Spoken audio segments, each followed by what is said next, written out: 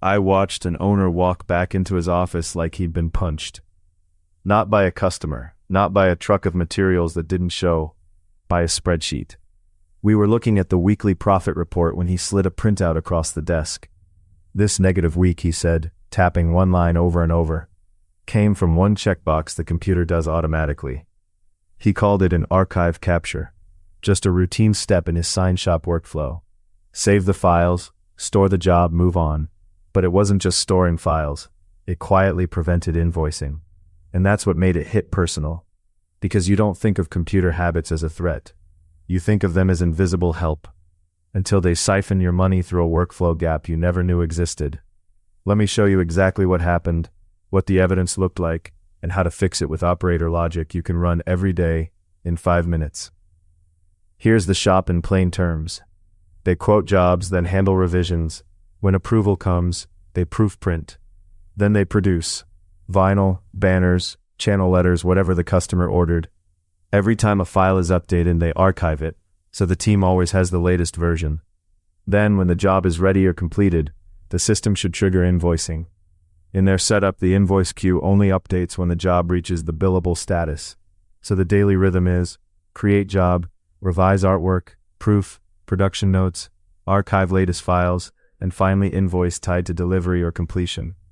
In theory, cash flows from work completed to an invoice sent. In practice, one step set between work exists and work gets billed. The surprise wasn't that anything crashed. It's not like the computer deleted files or stopped working. Everything looked normal. Customers got proof prints, files were saved, archived versions existed. The owner even saw the job notes update, which gave him confidence. But when he compared the week's output to the week's invoices, the math didn't match. He had job activity, he had delivered signs, he had archived artwork timestamps. He didn't have corresponding invoices for that same set of jobs. That's when he stopped saying maybe it's a reporting issue and started saying, no, this is a billing trigger issue. Because if the system can record archive activity but not invoice it, then money is being blocked by logic, not by labor. To prove it, we used a simple side-by-side list. On one side, the jobs that have archive capture timestamps during the week. On the other side, the jobs that appear on the PO and invoice list for that same week. He pulled two exports, the archive log and the invoice PO register. The archive log showed job IDs repeating like a heartbeat. Revisions were happening, new versions were being captured. But the invoice register had missing IDs, not a few. Then we highlighted it like a receipt close-up. Same job number, different timelines. Archive updated on Tuesday. No invoice created until later, or not at all. And here's the part that made him angry in a quiet way. The invoices didn't fail randomly.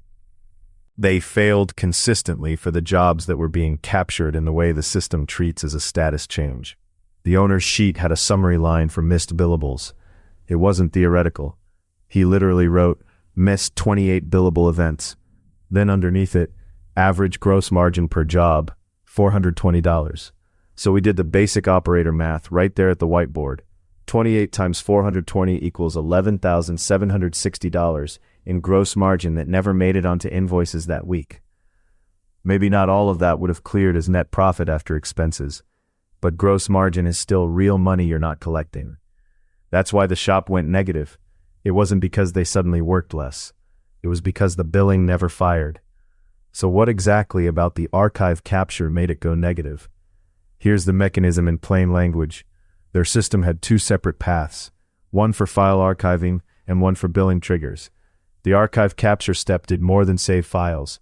It updated a job record field that the system uses as a status flag, an in-work or file updated marker. But invoicing only triggered when a different flag changed, something like ready for billing or completed delivered, sometimes defined by a time window after status transition. So the shop was doing archive capture, which moved the job deeper into file updated, but never crossing the specific billable status transition that the invoicing queue listens for. In other words, the computer kept doing the habit, and the habit kept moving the job around in a state where billing was never eligible. The job didn't get billed because the job never reached the exact state the billing queue requires. Now add a second detail. Revisions kept happening. Every revision updated the files, and every revision triggered another archive capture. So the same job stayed inside that not yet billable logic loop. It kept refreshing the archive, but it didn't hit the one transition that would release it into the invoice queue. That's how a routine step becomes a leak. It's not one job, it's a pattern. Repeated archive capture extends the window where money is blocked, and the owner didn't see it until the cash report didn't match the production reality. Let's make this concrete. Imagine job 1137. The shop captures the archive after artwork revisions. The system logs it. The job shows archive updated Tuesday 3:14 p.m., but invoicing only triggers when the status changes to approved for billing.